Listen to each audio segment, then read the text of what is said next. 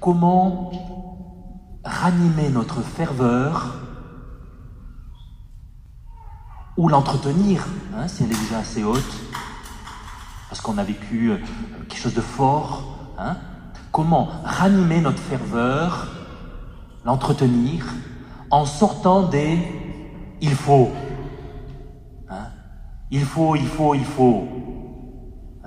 Les ados, vous savez bien, il faut ranger votre chambre, il faut faire les devoirs, il faut préparer les examens, il faut se lever le matin, il faut. Et quand tu viens à l'église, il faut.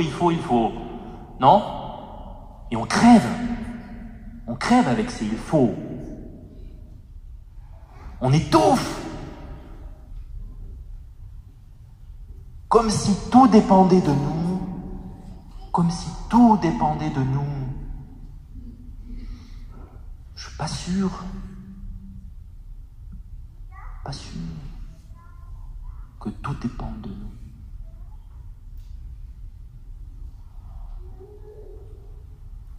Comment rentrer dans cette pédagogie du Seigneur par rapport à la ferveur, tout en évitant ce piège de « il faut », qui m'écrase, dire en jeu. Il y a Jean-Baptiste. Aujourd'hui, c'est Jean-Baptiste qui peut-être peut nous inspirer. Vous connaissez Jean-Baptiste, un homme fervent par excellence, un homme qui s'est détaché du temple parce qu'il sentait bien que on vivait des rites, mais on ne vivait plus l'esprit. Il avait besoin de retrouver la ferveur au désert. Il est parti au désert avec des frères, il les a appelés. Quelle ferveur! C'est la ferveur de Josué et du peuple hébreu qui traverse le Jourdain. Jean-Baptiste voulait retrouver cette ferveur-là. C'est quelle ferveur ça? C'est la ferveur des promesses qui s'accomplissent. On a galéré dans le désert pendant 40 ans, nous le peuple, et on traverse enfin le Jourdain pour entrer dans la terre promise. Une victoire. Une victoire. Jean-Baptiste veut ranimer cette flamme. Pas seulement à travers tiens, je me souviens qu'on a gagné, tiens, je me souviens que Seigneur, tu es passé à ce moment-là, merci. Non, pas seulement ce souvenir, mais ressentir dans tes tripes que le Seigneur t'a visité, que tu as eu une victoire.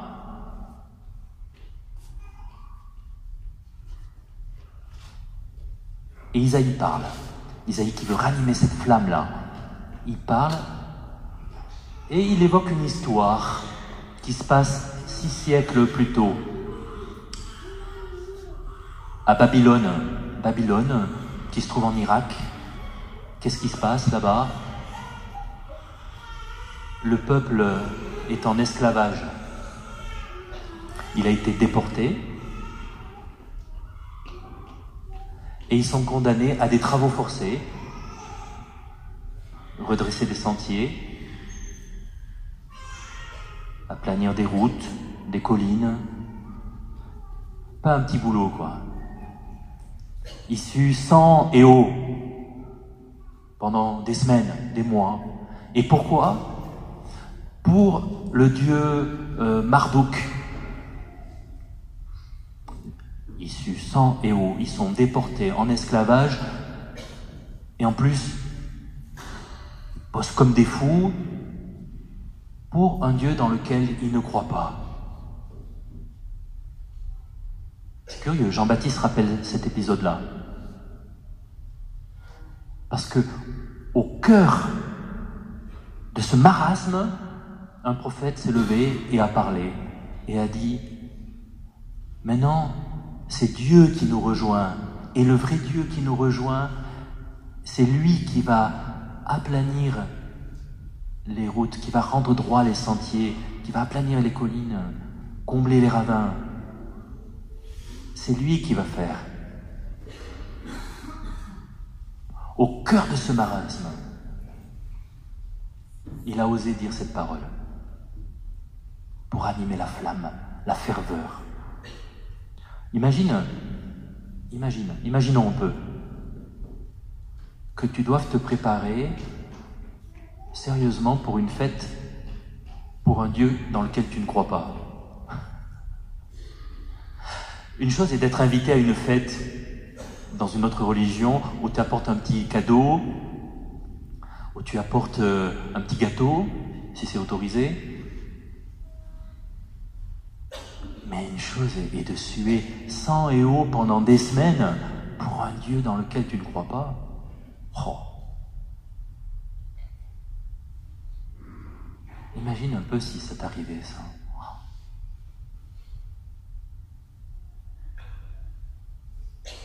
Comment retrouver notre ferveur en sortant des il faut qui nous étouffent? Comment sortir d'une vision moralisante de notre religion alors qu'elle est vie, alors que le Seigneur est là? Le Seigneur est là. Le Seigneur est là. C'est vraiment l'enseignement de cet évangile. Il est là, tout près de nous. Il est là. Le curé d'Ars, qui paraît-il était nul pour prêcher, disait uniquement ça. Il est là, en montrant le tabernacle. Il est là. Il est là aussi, en vous. Oh, il est là.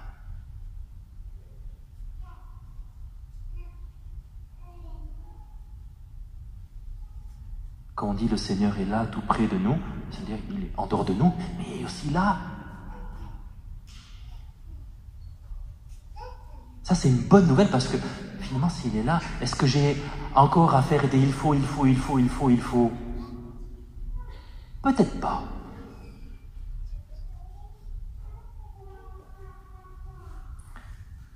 Deuxième bonne nouvelle, retrouver la sensation de la victoire, de la libération. Quand j'ai vécu des choses super belles cette année, c'est le moment de me brancher sur la chaîne YouTube de mon cœur, de regarder les highlights de cette année, les best-of, ce que vous voulez, de ta vie. Là. Quand est-ce que tu as vécu des super moments? Et il ne s'agit pas, encore une fois, de me rappeler. Hein. Non, il s'agit de revivre. Si à la fin de ta vidéo intérieure, tu n'as pas la banane ou tu n'as pas l'émotion, mais non, refais. Tu t'es passé à côté. Tu t'es rappelé juste. Hein. Tu t'es juste rappelé, ah tiens, on a fait ça. Ah, c'était chouette. Mais non. Il y a eu un truc super. Un truc super. De temps en temps, je confesse, je vais voir les highlights de la Coupe du Monde. Oh, c'était beau. Et je dis pas, je me rappelle, ah, c'était sympa. Non, c'était génial. Je regarde les Belges, les Français. C'était génial. Et pour Dieu, je peux le faire quand même aussi, non? Il est passé. J'ai vécu des rencontres. Il y a eu des paroles.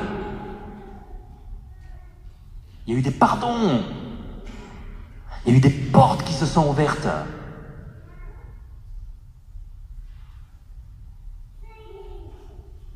Il y a eu des fécondités.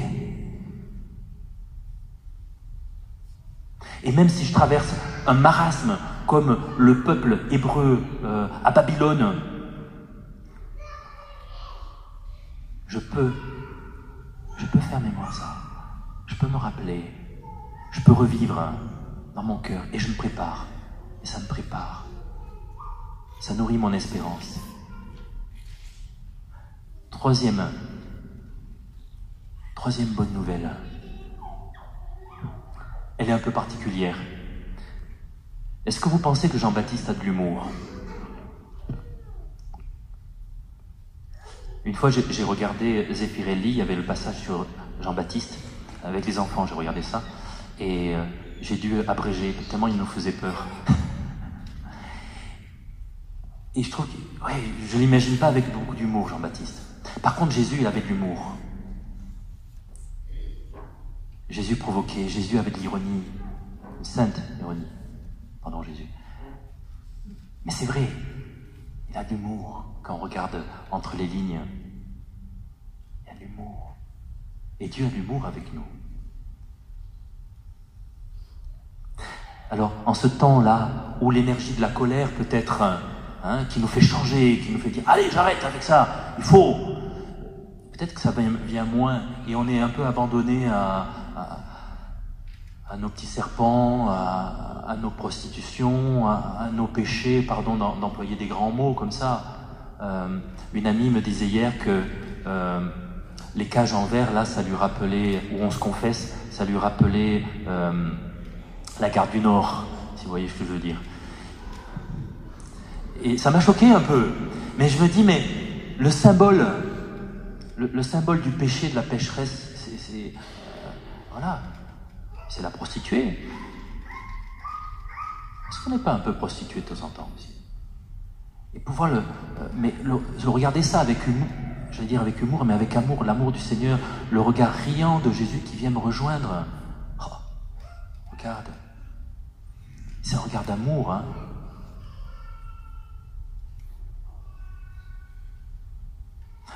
Pour mieux me faire comprendre, j'ai deux petites histoires. Alors c'est pas une violation du secret de confession, hein, ce sont les pénitents qui racontent ça. Donc c'est un entretien entre une personne qui est agacée par... j'en ai une pour les hommes et pour les femmes, donc ne vous inquiétez pas. Hein. C'est un homme qui va voir le prêtre qui lui dit... Il lui confesse quelque chose de typiquement masculin. C'est un homme qui était irrité, piqué au vif, à chaque fois que l'on démarrait au feu avant lui. Ça vous parle de quelque chose? Bon. Alors le prêtre sourit un peu, bon, on ne peut pas s'en empêcher, et il lui dit, chaque fois que ça vous arrive, dites-vous, non, la prochaine fois que ça vous arrive, dites-vous, je n'existe plus, je n'ai plus aucune valeur, je ne vaux plus rien, car ma valeur personnelle dépend de mon accélération au démarrage. Je dois avoir honte d'avoir échoué, et toute ma famille qui est là dans la voiture, dans l'habitacle, doit avoir honte aussi pour moi. Et tous les passants qui ont assisté à la scène me regardent comme un être décadent, un sous-homme qui a raté sa vie parce qu'il n'est pas capable de démarrer vite. Bon. L'homme éclate de rire, et le prêtre ajoute, obligez-vous à démarrer le premier au prochain feu. Hein, que ça vous a... Obligez-vous à démarrer le premier. Et si vous y parvenez, félicitez-vous. Ça y est, je suis quelqu'un de bien. Tout le monde va voir ma valeur. Tout le monde va m'admirer. Enfin, j'ai réussi ma vie. Et répétez l'opération une dizaine de fois, hein, pour que ça s'ancre. Hein, c'est important. L'homme est sorti du confessionnal en riant et en comprenant pour lui cette leçon. Pour les femmes maintenant.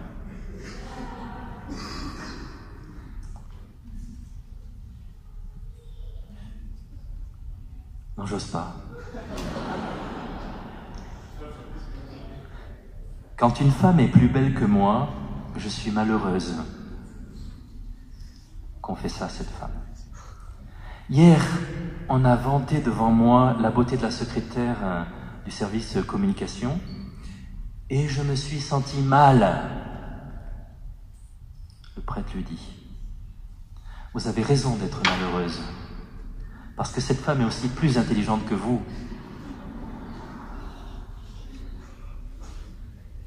Elle jouit d'une meilleure santé que vous. Mais coucou. Elle est aussi plus drôle et plus cultivée que vous. Mais qu'en savez-vous? Elle est aussi plus spirituelle que vous. Et aussi, elle s'épanouit davantage que vous dans son travail. Et la femme dit, mais c'est faux! C'est faux! C'est faux! Voilà. Elle avait compris, elle aussi. Alors est-ce que je dois vous dire aussi des choses horribles de ce style-là, pour qu'avec humour, puisque l'énergie de la colère nous manque, mais pour comprendre ce qui nous entrave. Hein? Est-ce que ceux qui passent trop de temps sur Netflix, est-ce que je dois leur dire, cette semaine, tu te fais 9 heures par jour de film. 9 heures par jour, parce que tu le mérites bien, il faut bien te détendre. Est-ce que ceux qui ont tendance à prendre 2 rendez-vous à la fois, est-ce qu'il faut leur dire, cette semaine, tu fais un effort et tu prends 3 rendez-vous à la fois? Comme ça, tu vas te sentir vivant. Est-ce que ceux qui ont tendance à trop manger, est-ce qu'on leur dit cette semaine, tu fais péter ta ceinture et tu t'autorises à prendre de la viande dans tes poches et dans ton sac à main aussi? On ne sait jamais si tu as un petit creux. C'est tellement douloureux, un petit creux. Puis ceux qui ont tendance à rien manger jusqu'à Noël, tu bouffes rien jusqu'à Noël. Tu arrêtes de manger jusqu'à Noël, parce que tu le mérites bien et Jésus est très content quand tu souffres. Est-ce qu'on doit se dire ces horreurs? Non, on ne va pas le dire. Hein? Ces horreurs qui nous disent, qui dénoncent nos prostitutions, qui dénoncent nos petits arrangements, nos aveuglements, et qui tuent la ferveur finalement. Ça tue la ferveur, derrière des bonnes intentions. Ça tue la ferveur.